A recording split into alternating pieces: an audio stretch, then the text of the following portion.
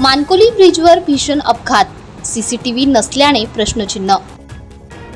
गुरुवार 23 एप्रिल 2026 रोजी एक दुर्दैवी अपघाताची घटना समोर आली। विपुल शेलार हे आपल्या नोकरीवरून घरी परतत असताना ठाणेहून डोंबिवलीकडे आपल्या होंडा ट्विस्टर या दुचाकीवरून जात होते। दरम्यान मानकोली ब्रिजवर पोहोचताच त्यांचा गंभीर अपघात झाला। हा अपघात इतका भीषण होता की रात्री सुमारे 11:30 वाजता घटनास्थळीच त्यांचा मृत्यू झाला।